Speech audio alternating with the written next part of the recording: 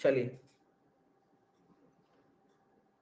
बहुत ही आसान क्वेश्चन है। लागत मूल्य आपको दे रखी है 30 रुपया, और उपकरण लागत मूल्य पर 50% लाभ पाने के लिए कितने में बेचना चाहिए। तो 30 रुपए पर अगर वो 50% का लाभ पाएगा तो वो 45 रुपए में बेचेगा। अगला प्रश्न।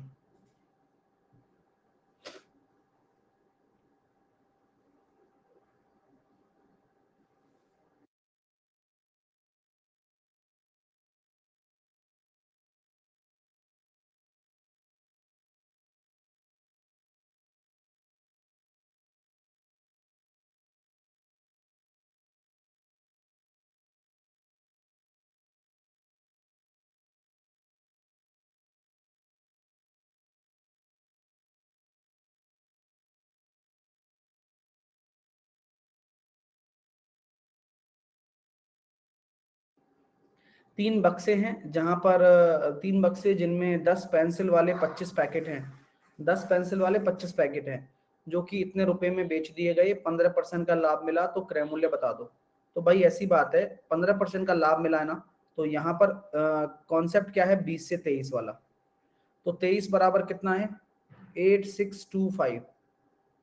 ठीक है, 23 थी 69, 69, तो बचा 170 और 17, 172 है ना।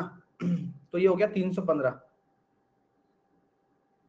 कितनी बार जा रहा है ना, 17 ही तो बचा। तो 8625 अपॉन, अगर मैं 23 करता हूं तो 375 आएगा भाई। 7 बार जाएगा ना, 7। तो ये कितना हो जाएगा सर, 37.5, 37 दूनी 74, 7500। यही आपका क्रय मूल्य है। अब आप देखिए कहाँ उलझ जाते। हाँ, ठीक है। अब आप कहाँ उलझ जाते हैं, आप ये सोचो कि 10 पैकेट है, 10 पेंसिल है, बहुत कॉम्प्लिकेशंस हो जाते हैं। और ये दिमाग में रखता भी है एग्जामिनर की बच्चा उन डेटा में फंस जाए, क्या 10 पेंसिल का तो कोई यूज नहीं होगा। एग्जैक्टली, जबकि कुछ नहीं करना है, सिंपल है। ठीक है माय डियर। चलिए अगले प्रश्न की तरफ चलते हैं।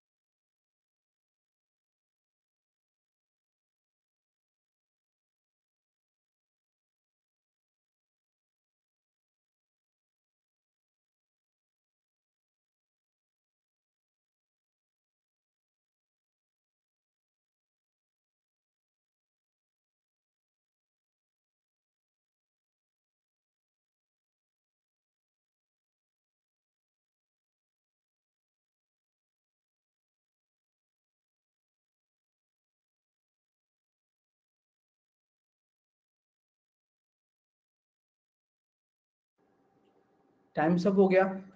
शशि क्या करता है, 5,000 रुपए की दर से दो वस्तु बेचता है। 5,000 रुपए की दर से दो वस्तुएं बेचता है।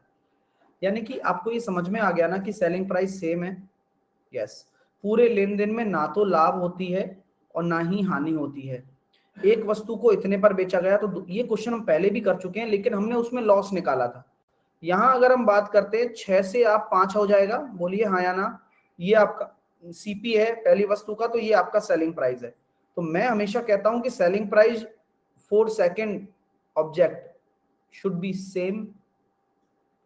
यस डेफिनेटली, क्योंकि बोला गया है कि भाई सेम होना चाहिए। मैंने 5 रेशो ही मान लिया। अब बोला जा रहा है कि ना तो लाभ होती है ना हानि होती है, तो 5 और 5 10 अगर एसपी है, तो सीपी भी तो 10 होना चाहिए, तो ये 4 होगा।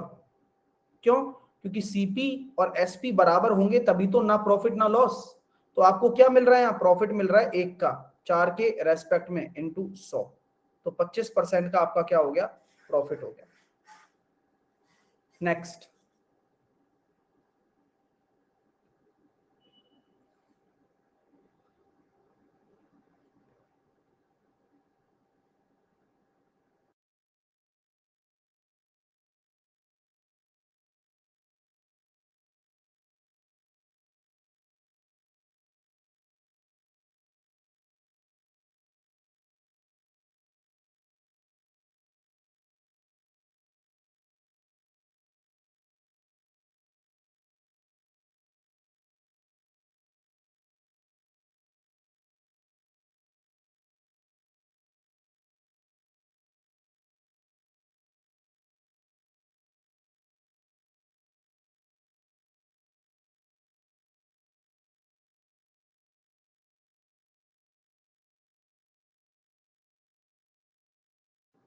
टाइम इन सब हो गया भाई।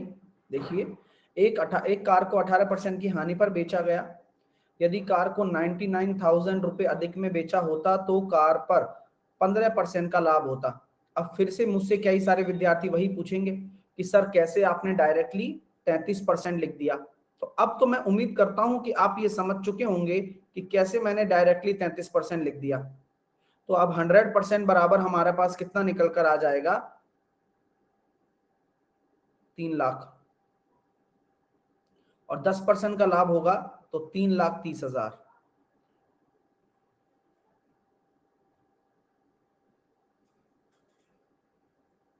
ठीक है, चलिए नेक्स्ट।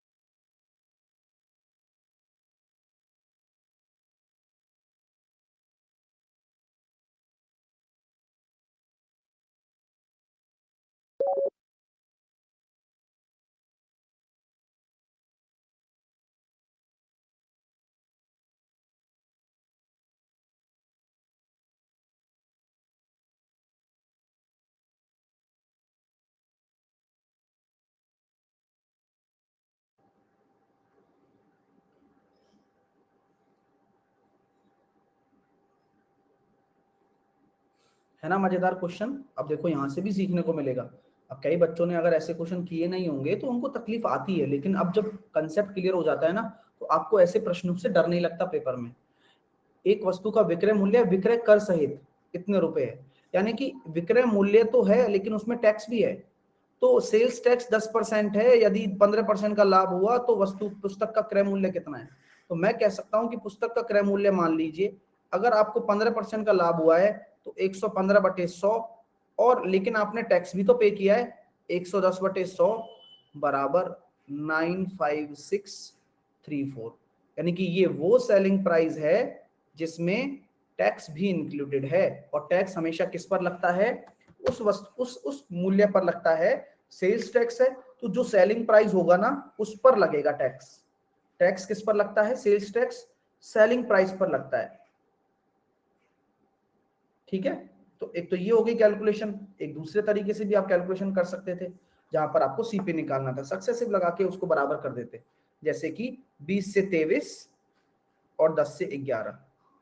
क्यों, क्योंकि जो ये राशि बनेगी ना आपकी उसी पर ही टैक्स लगा दिया मैंने 10% का सेल्स टैक्स।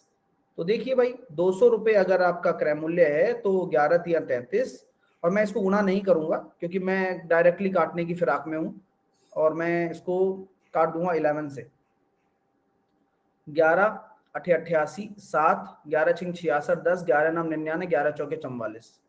23 से कटेगा क्या, 23 दूनी 46, 23 तिया 69, तो अपने सामने 8694 आ रहा है। और 86 में से अगर आपके 69 चले जाते हैं तो 17 बचेगा, 179। और 8694 बटे अगर आप 23 करोगे तो आपके पास 378 के करीब आ जाएगा। अभी भी कुछ ऐसा ही आया था 3.78। इसको आप यहाँ गुणा कर दीजिए बस, तो आंसर अपने पास निकलेगा 756। कैसा लगा बताओ तरीका। सर टैक्स भी प्रॉफिट होता है, मतलब आते हैं